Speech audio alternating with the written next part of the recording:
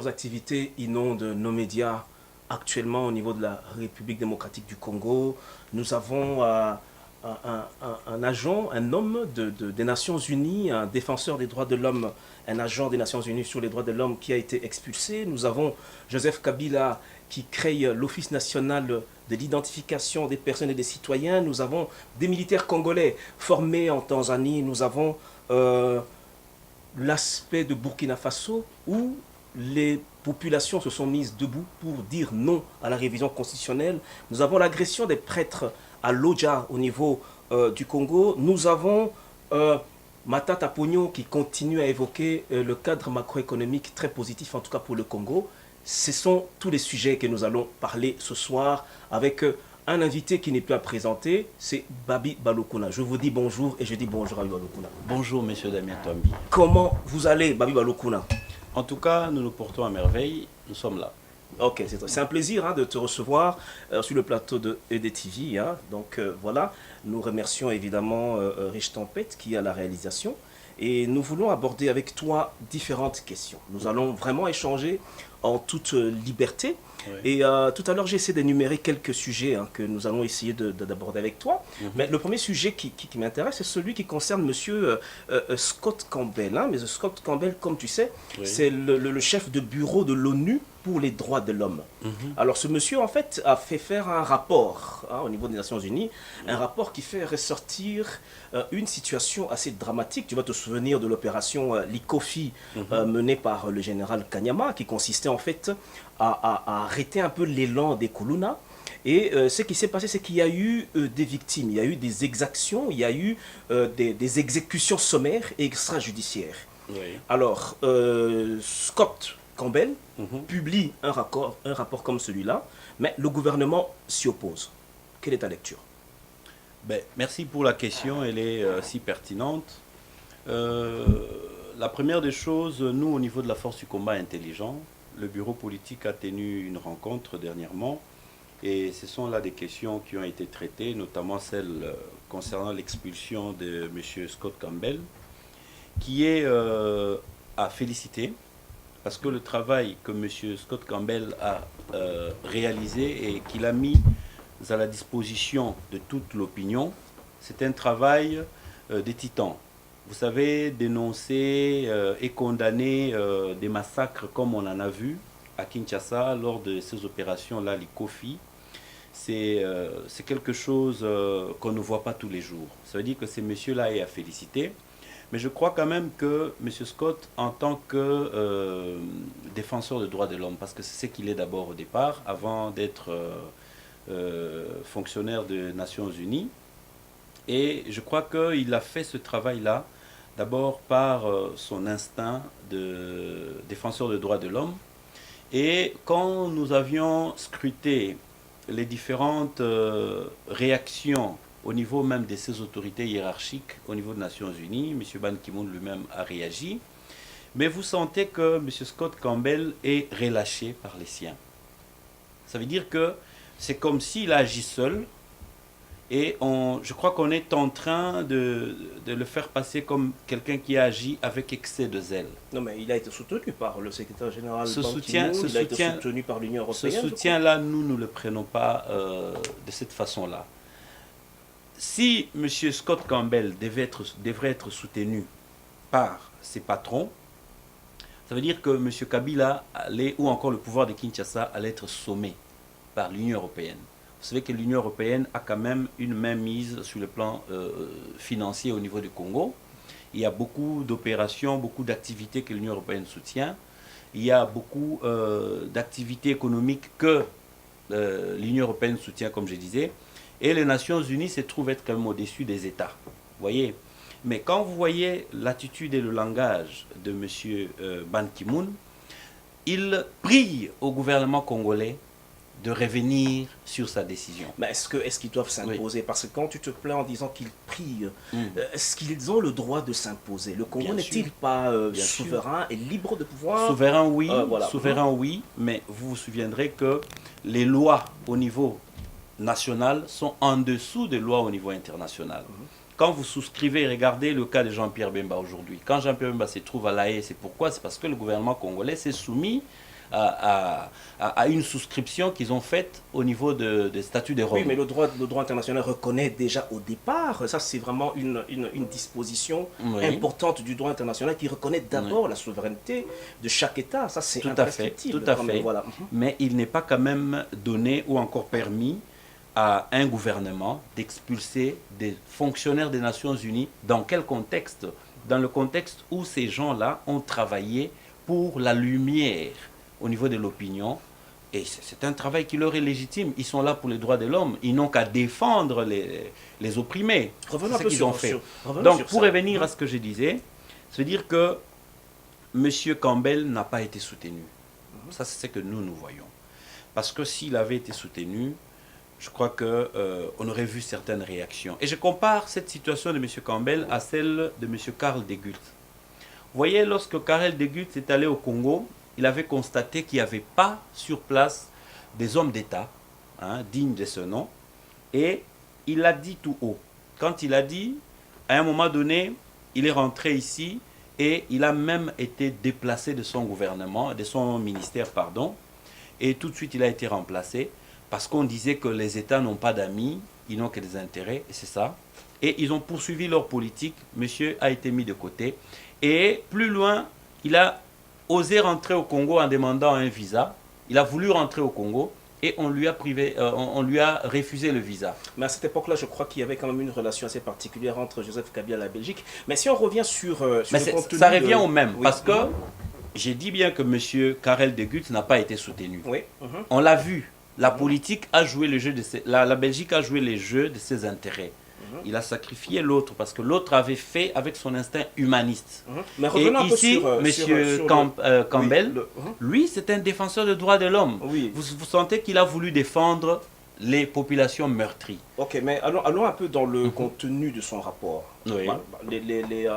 Les exactions qu'il est en train d'évoquer, c'est assimilable en tout cas à des crimes contre l'humanité. D'ailleurs, si vous lisez le rapport, il le dit, parce qu'il y a quand même des exécutions sommaires. Il y a à peu près 9 jeunes, dont un mineur d'ailleurs, qui ont été exécutés de manière vraiment sommaire. Il y a eu des disparitions forcées, comme on dit. Alors, ils sont en train d'assimiler cela à des crimes contre l'humanité, tels que le présente le statut de Rome à son article 7. Alors, mais comment est-ce qu'on peut transformer cela? Comment est-ce que ce rapport peut être finalement un outil qui peut permettre évidemment d'aller au bout de cette disposition du statut de Rome? Et puis pour aller plus loin, mais ce n'est pas le tout premier rapport que nous avons qui évoque en tout cas ce genre d'exaction, ce genre de violation des droits de l'homme, mais il n'y a jamais eu rien, il n'y a rien après ce genre de rapport. Est-ce qu'on peut espérer une suite par rapport à ce type de rapport? Ça veut dire que le travail qui a été fourni par ce vaillant monsieur et par sa commission, disons, et qui a été mise à la disposition de tout le monde, c'est, disons, un travail sur base duquel nous autres qui nous disons être du côté de la défense des intérêts communautaires, c'est nous qui devrions nous approprier de ce travail pour qu'à l'avenir nous puissions faire valoir ce qui est de droit. Et pourquoi pas aux défenseurs des droits de l'homme qui sont au Congo de faire le plus large travail de diffusion, le plus large travail d'enquête, parce qu'il faut venir, disons, étoffer ce travail-là. Il faut savoir finalement où sont passés ces 35 ou 30 quelques disparus qu'il évoque dans le rapport, où sont passés les cadavres de ces 9 tués, et les personnes qui sont passées à ces exactions sont là à Kinshasa, ils sont libres de leur mouvement. Mais les enquêtes ont été faites, c'est ça qui justifie d'ailleurs l'existence de ce rapport. Les enquêtes ont été faites. À leur niveau. Mais maintenant, je reviens sur la question que je pose. Ce n'est pas le tout premier rapport.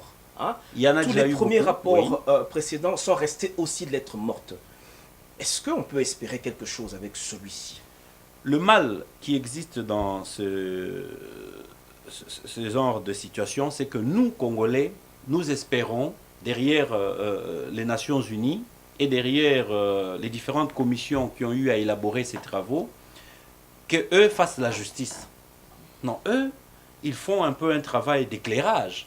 Le reste, c'est à nous de défendre c'est qu'eux viennent nous aider à avoir comme information. Ok, Donc, nous sommes en train de continuer à débattre avec oui, Babi Balokuna. oui. Nous allons entamer un deuxième point, hein, parce qu'on a très peu de temps, mais je sens que par rapport à cette question, on a beaucoup de choses à échanger. Babi Balokuna, c'est un juriste de formation aussi. Donc, mais nous y reviendrons au moment opportun, mais nous devions déjà parler un tout petit peu de ce qui s'est passé la semaine passée au Congo. C'est que Joseph Kabila a signé une ordonnance, hein, où il est en train de créer ce qu'ils ont appelé l'ONIP, c'est l'Office national d'identification de la population. C'est-à-dire c'est un office qui aura, n'est-ce pas, pour but de pouvoir organiser le recensement de la population, et évidemment avec la finalité de pouvoir octroyer une carte d'identité à chaque citoyen congolais à l'âge majeur. Comment est-ce que vous considérez, c'est quelle lecture que vous faites par rapport à cette démarche? Oui, c'est une très bonne question. Mais il y a quelque chose qui me revient à l'esprit pendant qu'on a parlé du premier sujet. C'est que M. Kabila, en expulsant M. Campbell, hein, du Congo, qui est un défenseur des droits de l'homme, ils viennent tout simplement de démontrer leur volonté de continuer à occulter tout ce qu'il y a comme vérité au niveau de l'intégrité, de la sécurité même des citoyens et des populations. Vous voyez, se dit qu'il se passe des choses au-delà même de ce qui vient d'être démontré, ou de ce qui vient d'être mis à nu devant tout le monde, que Kabila cache. Alors, expulser un défenseur des droits de l'homme, c'est là la preuve qu'ils ne veulent pas discuter des choses qui se font la nuit. Pour avancer vite sur le sujet que vous évoquez maintenant, nous espérions depuis très longtemps qu'il soit fait l'identification de la population pour que finalement le Congo puisse avoir pour ses citoyens une carte d'identité comme ça se fait partout, même à Brazzaville. Hein, je suis allé là-bas, j'ai eu à voir qu'ils ont leur carte d'identité biométrique ou semi-bio, mais c'est quand même un document d'identité que le Congo n'avait pas depuis plusieurs années. Moi, je me souviens encore, c'est depuis la carte verte de Mobutu, de l'époque du pouvoir Mobutu, qui s'est pliée en plusieurs parties. Mais Mouzé est arrivé, Kabila le fils est arrivé, pendant presque 16 ans, au total, il n'y a pas eu de carte d'identité. L'initiative pourrait être louable. Et d'ailleurs, dans le monde entier, l'initiative d'enrôler la population, d'identifier la population, elle est dévolue au ministère de l'Intérieur. Ça se passe comme ça partout.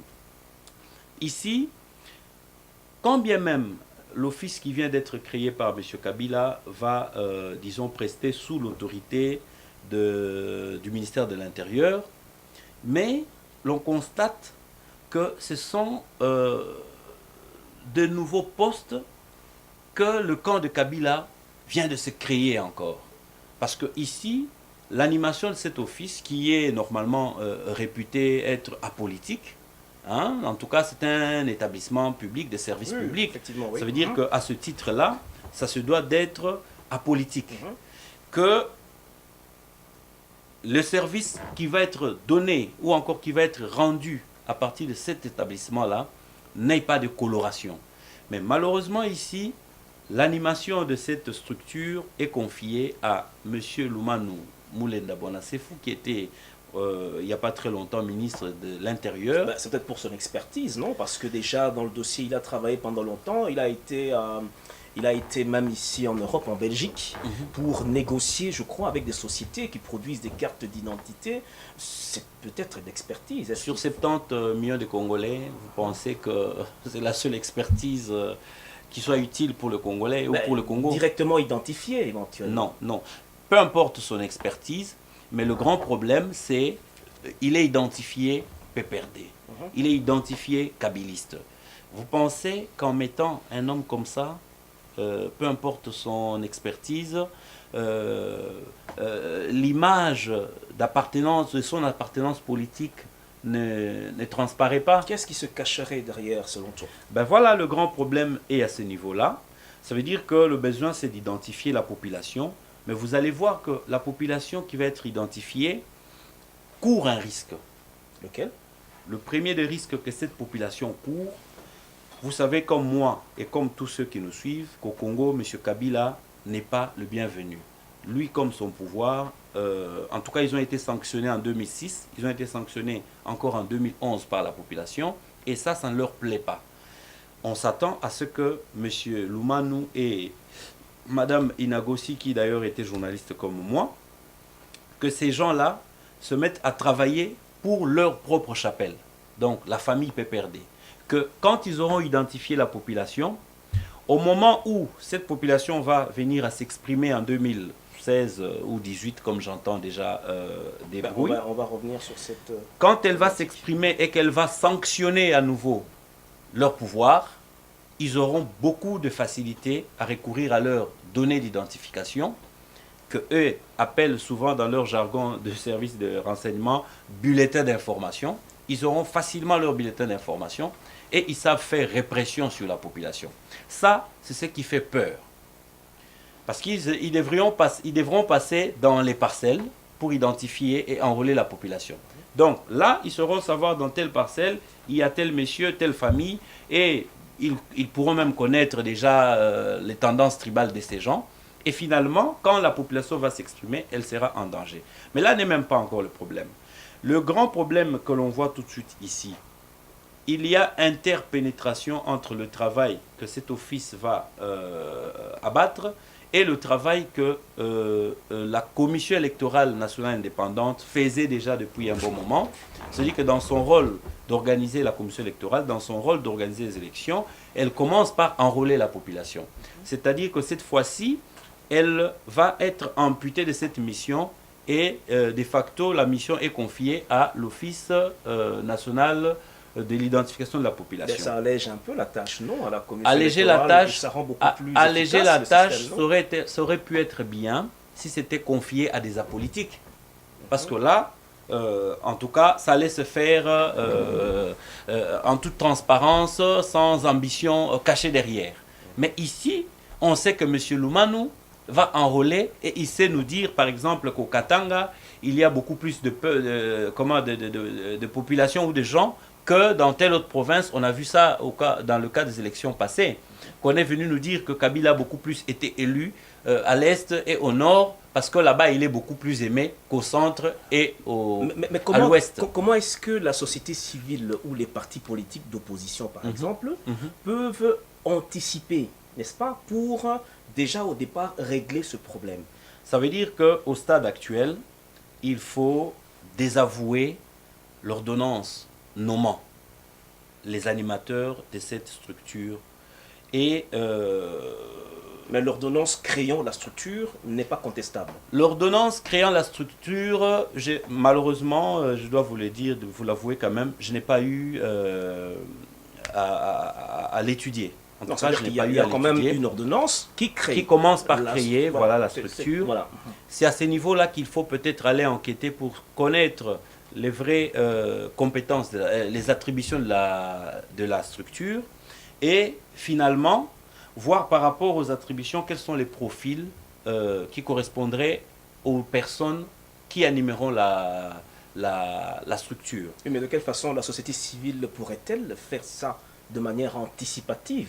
Mais dans essayer de régler la préoccupation que tu présentes tout à l'heure. Ça veut dire qu'il faut commencer d'abord par se battre pour annuler cette décision de M. Kabila, au niveau surtout des animateurs, de la structure, et finalement entamer des discussions. Et d'ailleurs, s'il y aura peut-être un dialogue comme j'entends parler, ce sont là les sujets qu'il faut évoquer au niveau de ce dialogue pour qu'il y ait une équitabilité au niveau de la répartition des postes, même au niveau de la CENI d'abord, et finalement au niveau de cette ONIP, parce que les deux structures auront à faire un travail conjoint.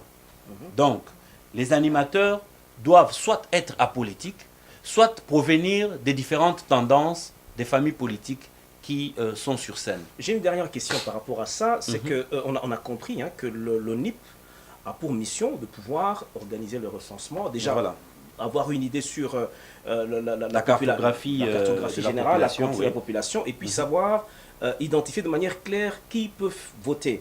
Alors ici maintenant par rapport aux échéances 2016, le travail que devrait abattre l'ONIP, Mhm. selon toi, c'est un travail qui prendra effectivement quelques mois d'ici 2016, où il n'y a pas le risque que cela aille au-delà de ces échéances et que ça puisse créer une sorte de télescopage un peu avec le processus électoral qui est déjà en marche.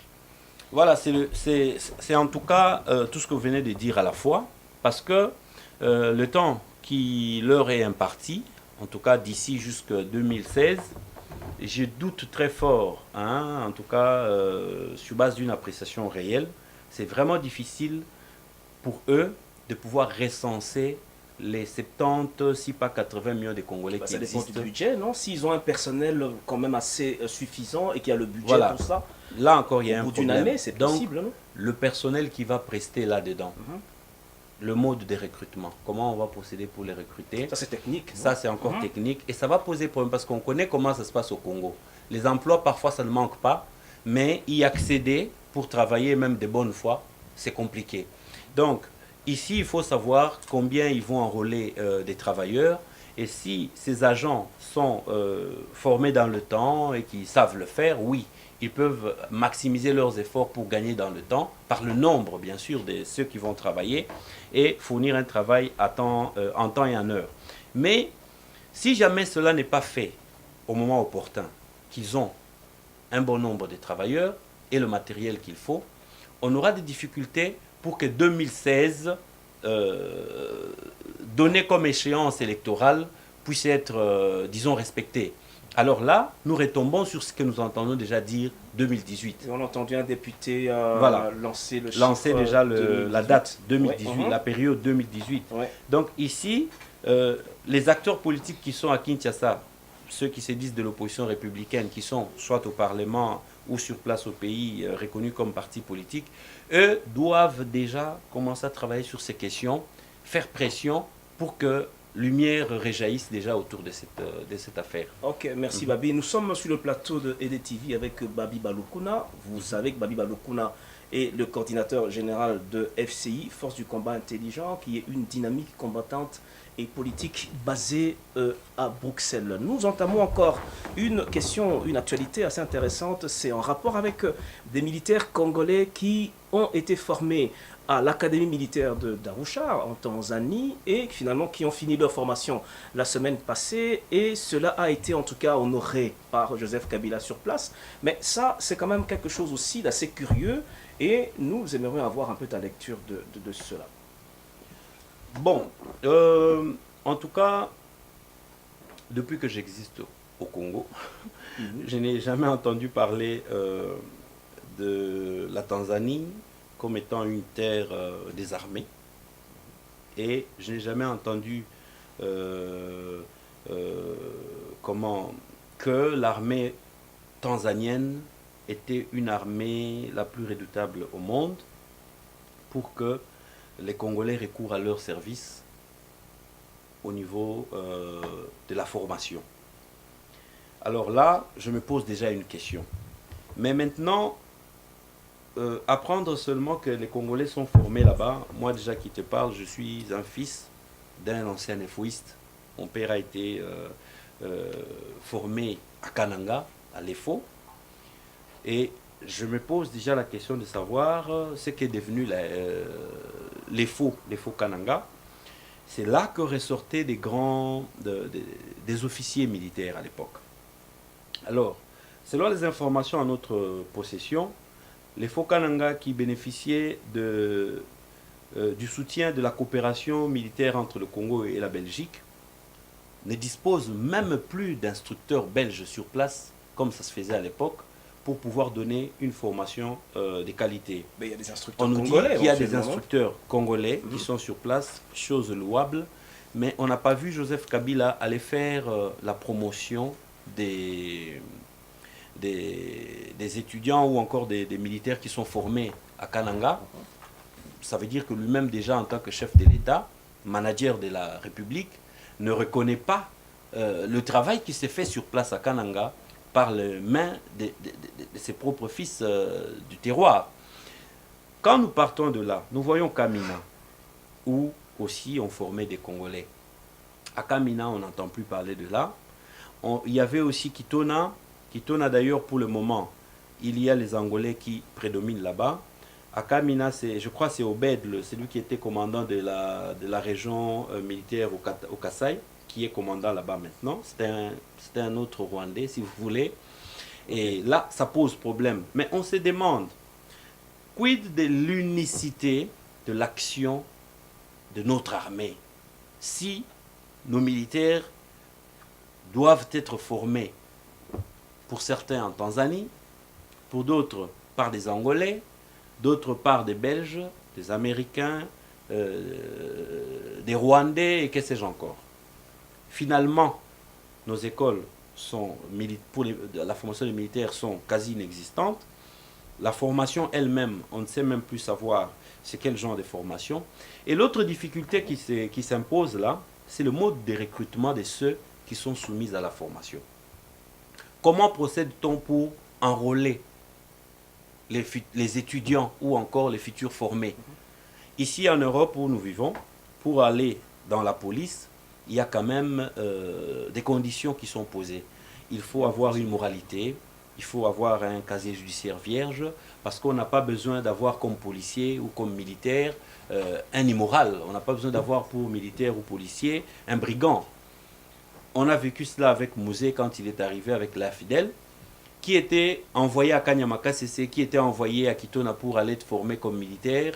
C'était tous les résidus de la société, les brigands, les gens les Koulouna, les voyous, qu'on recrutait en guise de punition, on les envoyait alors à Kitona pour la formation.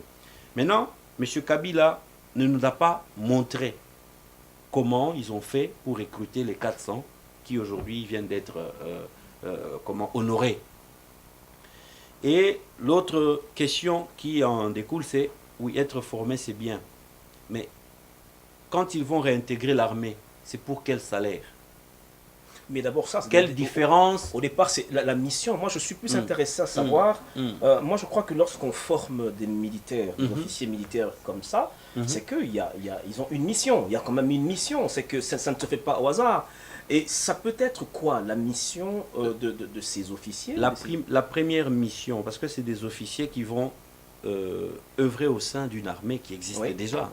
Ils ne sont pas en train de recréer l'armée. L'armée existe déjà depuis belle lurette. Ici, on vient tout simplement incorporer un nouveau corps, peut-être pour renforcer le service ou pour venir apporter ce qu'il n'y avait pas. Mais c'est comme je disais ici, la mission d'une armée, elle est régalienne, elle est reconnue partout, c'est de sécuriser les frontières. Si déjà depuis toutes ces années que Kabila est au pouvoir, notre armée n'est pas parvenue à sécuriser nos frontières sont intangibles, imperméables, sont perméables, pardon. Les armées de gauche et droite sur les 9 frontières que nous avons avec les autres États savent accéder au Congo comme ils veulent. Et aujourd'hui, ceux qui vont venir de la Tanzanie même qui est aussi pointée du doigt parmi ceux qui traversent chez nous quand ils veulent créer des rébellions, qu'est-ce qu'ils vont apporter de neuf par rapport à la mission que les autres n'ont pas pu réaliser depuis plusieurs années? C'est là la question. Donc, à cette question, on comprend qu'on devrait enquêter pour savoir ce que vaut l'armée tanzanienne ou encore la formation en Tanzanie au niveau militaire. Parce que si c'est une formation qui ne va pas répondre aux besoins que nous avons de sécuriser nos frontières, ça n'aura servi à rien. Et M. Kabila, il fait la promotion de la Tanzanie ou la promotion du Congo? Ok. Fait-il la promotion de la Tanzanie ou la promotion du Congo? Ça, c'est une question qui nous amène tout doucement à d'autres questions. C'est une humiliation. C'est une humiliation. Oui, humiliation.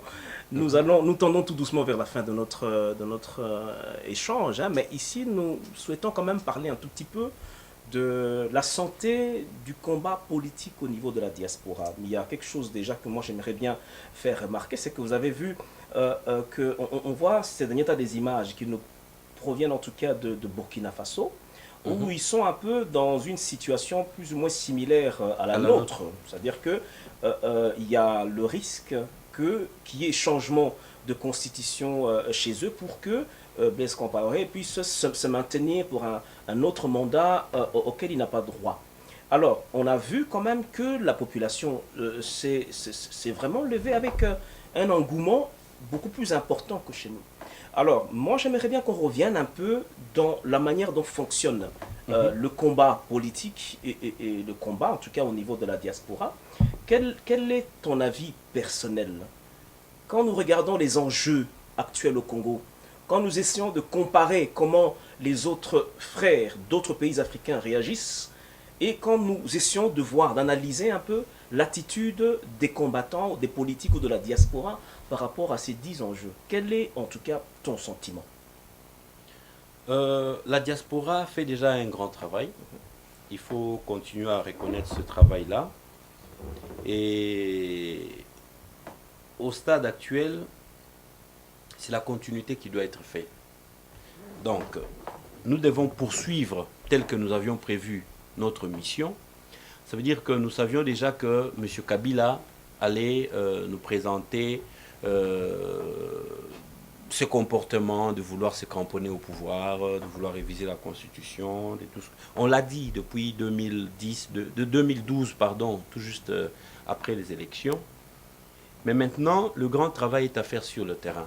C'est bien de dire et de voir qu'au Burkina Faso, la population est beaucoup plus enthousiaste, beaucoup plus debout, beaucoup plus animée pour s'opposer aux manœuvres de M. Blaise Compaoré. Mais chez nous, quand je vois par exemple le frère comme Félix Tshisekedi, qui est déjà sur le terrain, est en train de mobiliser la population, je me dis qu'il y a quand même une lueur d'espoir. Et finalement, il faut qu'il se voit soutenu dans ce travail-là. Mais apparemment, il est très critiqué au niveau de la diaspora, contrairement au soutien que tu évoques. Mais les gens qui critiquent M. Tshisekedi n'ont peut-être pas compris pourquoi nous nous battons. Nous nous battons pour rester proche de la population, parce que c'est la seule arme que nous, en tant qu'opposants, que nous, en tant que combattants, nous, en tant que résistants, nous avons contre M. Kabila. Qui sont allés sanctionner M. Kabila en 2011? C'est la population. Qui l'ont sanctionné en 2006? La même population. Se dit que même si pour 2016, nous voulons qu'il soit encore sanctionné, c'est toujours la population. Mais si il commence déjà à exister une fissure entre la population et nous qui nous disons animateurs, leaders et tout ce que vous voulez, ça veut dire que le combat est perdu d'avance. Donc pour moi, le fait que M. Félix Tshisekedi Tshilombo soit déjà sur le terrain, en train d'haranguer des foules, c'est une bonne initiative. Il le fait là où il peut, et les autres qui pensent aussi abattre le même travail doivent aller le faire là où ils peuvent le faire. Pourquoi je dis ça? J'ai entendu à un moment donné, ici en Europe, surtout dans la diaspora tout entière, des candidats qui se levaient au nord, au sud, pour dire qu'ils seront candidats à l'élection de 2011. 16, pardon, merci de m'aider. Donc, ils vont être candidats en 2016. C'est bien de le dire. Les ambitions, c'est bien qu'il y en ait toujours beaucoup, parce que le pays en a besoin, qu'il y ait des ambitieux pour changer sa situation. Mais si on veut être candidat en 2016, ça veut dire qu'il y a l'élément popularité qui doit jouer à un moment donné. Donc, cette popularité, ce n'est pas en 2016 que ça va se faire. C'est maintenant déjà que ces frères-là qui ont ces ambitions doivent aller sur le terrain pour nous prouver de quoi ils sont capables. Mais est-ce que ça, parce qu'on parle de la diaspora, est-ce que c'est une bonne démarche? Nous sommes en train de conclure. Est-ce que c'est une bonne démarche de dire, par exemple, que les frères qui sont des candidats, surtout au niveau présidentiel, il faut leur demander tous de descendre sur les terrains, haranguer les foules? Est-ce que la démarche idéale ne serait pas de dire qu'il faudrait trouver une formule? Comment mettre tous les candidats sur une seule piste? Mais mon frère, avant de mettre les gens sur une même piste, on doit d'abord savoir connaître leur poids. Comment veux-tu mettre sur un même ring des boxeurs qui n'ont pas le même poids?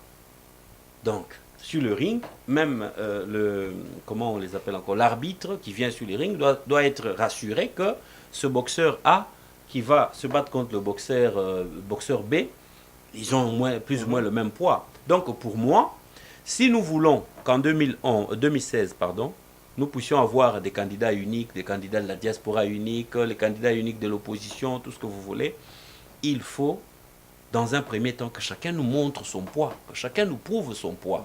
Et le seul jaugeage possible, c'est de se lancer vers la population, de parler à la population. C'est au niveau de la communication du futur candidat ou du pseudo-candidat avec la population que nous allons juger. Voilà, celui-ci communique bien avec la population. Celui-ci est apprécié par la population. Celui-ci est suivi par la population au regard de son projet, de se dire, de ses propositions. Maintenant, nous qui sommes déjà acteurs, peut-être que n'ambitionnons pas déjà ce niveau-là, nous allons nous dire, voilà, c'est à côté de tel que nous devons faire notre travail. Donc le travail est encore à faire sur le terrain. Donc pour Babi Balukuna, l'indicateur principal pour nos amis candidats, c'est non seulement le contact avec la population, mais c'est aussi la popularité. C'est un des indicateurs. Mais je crois que c'est un sujet qui est assez sérieux et qui est assez complexe, sur lequel en tout cas on reviendra d'ailleurs lors d'un débat où Babi Balukuna sera aussi intervenant avec d'autres compatriotes qui, eux, par exemple, prônent plus la résistance. Il y en a d'autres qui prônent le travail diplomatique au niveau du Conseil de sécurité. Donc là, nous annonçons même que déjà au mois de décembre, on aura une conférence débat pour que, en tout cas, les trois axes d'opinion de la diaspora congolaise puissent essayer de trouver en tout cas une piste qui apporte de l'éclairage au sein de la diaspora elle-même. Nous sommes à la fin de notre émission, mais avant cela, je pense que Babi Balukuna a peut-être un dernier mot à dire et on vous dira au revoir. En tout cas, merci pour cette opportunité. Le dernier mot irait dans le sens d'inviter les gens, la population vivant ici en Belgique, pourquoi pas ceux des pays voisins, à venir à ce que nous appelons l'école du combat. Ça se passera le 8 du mois de novembre, ici à Bruxelles. C'est un samedi. Ça se passe à l'hôtel Président, c'est non loin de la gare du Nord. En tout cas, au niveau des gares, tout le monde connaît là où ça se situe, la gare du Nord. Et nous serons là pour essayer de renforcer nos capacités à pouvoir diriger le Congo, nos capacités à pouvoir prendre en main, nos capacités à pouvoir nous prendre en charge, à prendre en main, voulais-je dire, notre pays, une fois que l'imposture sera dégagée. L'après-Kabila. Venez très nombreux ce 8 novembre pour que nous puissions être formés. La formation, c'est important. C'est aussi un début d'humilité. On ne doit pas toujours se prévaloir connaître tout. Nous devons à un moment donné revenir pour rajouter ce qui nous manque, ce que moi j'appellerais facilement le renforcement de nos capacités. Voilà, soyez nombreux, venez, et je pense que ça sera très bien. On a donc retenu, ce sera le samedi 8 novembre. La force du combat intelligent avec ses alliés, ses amis, ses partenaires, nous invitons les gens. Ok, je disais qu'on a retenu, donc le samedi 8 novembre à 15 h voilà, à l'hôtel Président à Bruxelles. Chers amis téléspectateurs, nous vous disons un grand merci, nous vous saluons encore une fois. Nous avons été très heureux de vous savoir très nombreux derrière vos écrans et nous vous disons au revoir et à très bientôt. Babi Balukuna, merci, à très bientôt. Merci, le plaisir est partagé.